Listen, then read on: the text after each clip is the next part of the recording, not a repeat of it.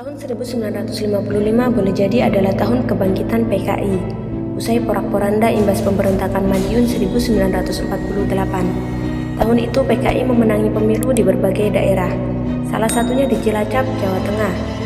Kala itu Jawa Tengah masih satu wilayah daerah pemilihan dengan Yogyakarta. PKI di Kabupaten Cilacap mendapatkan 170.756 suara untuk DPR dan 167.219 suara untuk konstituante. Selain di Cilacap, PKI menang di banyak tempat seperti Kota Semarang, Blora, Temanggung, Purwodadi, Klaten, Boyolali, Sukoharjo, Gunung Kidul, dan Solo. Tak pelak pergolakan politik memanas usai pemilu 1955. Politik identitas begitu kental, terlebih di Cilacap, di mana Palu Arif memenangi pemilu. PKI bersaing ketat dengan Partai Nasional Indonesia atau PNI dan Nahdlatul Ulama atau NU yang dulu masih menggunakan ejaan lama Nahdlatul Ulama atau NU. Usai itu, Cilacap dipimpin oleh bupati dari kubu pemenang pemilu. Merasa di atas angin, anggota PKI dan underbownya mulai semena-mena. Anggota PKI semakin jumawa. Pertentangan antara kubu politik semakin kentara pada 1960-an. Tekanan kepada kiai-kiai kampung dan pondok pesantren juga terus terjadi. Itu makanya banyak kiai yang akhirnya mengungsi ke daerah lebih aman. Tekanan oleh PKI dan underbownya itu juga turut dirasakan oleh ulama harismatik Kiai Haji Najmuddin. Kiai harismatik pengasuh pondok pesantren Bendasari, pesantren yang berada di Desa Cilopadang, Kecamatan Majenang, Cilacap. Pondok pesantren ini di belakang hari dikenal dengan Pondok Pesantren El Bayan, Majenang. Terlebih beliau sangat menentang ajaran komunis, namun ia tak mengungsi dan memilih bertahan. Ulama harismatik ini juga terkenal karena karomahnya. Beliau dikenal sakti, kesaktiannya sudah kondang sejak zaman agresi militer Belanda 1948-an atau saat Kiai Haji Najmuddin masih muda.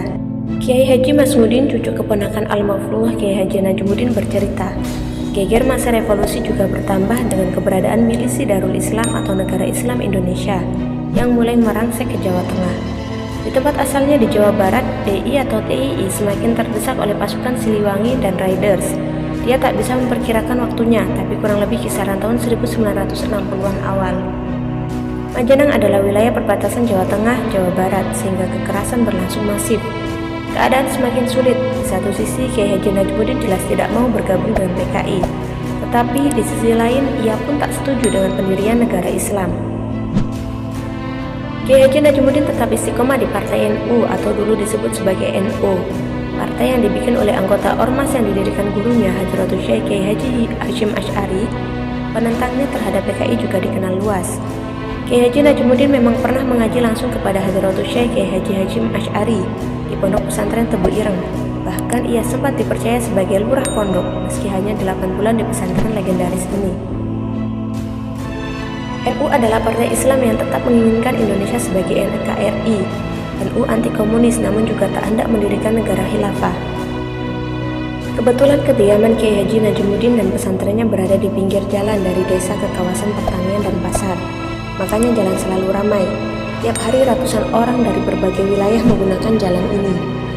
Kala itu atribut politik digunakan oleh petani, pedagang, buruh hingga pekerja. Petani dan pedagang misalnya mengatribusi tudungnya dengan lambang partai. Dan anehnya tiap orang yang lewat di depan rumah Kiai Haji Najmuddin akan selalu turun dari sepeda. Kalau pelintas itu berjalan maka akan membungkuk. Itu berlaku untuk semua orang dari golongan manapun termasuk PKI. Mereka takut Mbah Najmuddin sedang berada di depan rumah sehingga mereka sudah bersiap berlaku sopan. Sudah menjadi kebiasaan Mbah Najmuddin menyapa orang-orang yang lewat, baik itu dari golongan NU, PNI, PKI, dan partai lainnya.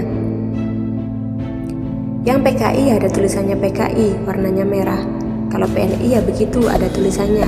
Kalau NU ya di tudungnya ada tulisan Pertanu, ucap Masmuddin, cucu keponakan Kiai Haji Najmuddin beberapa waktu lalu.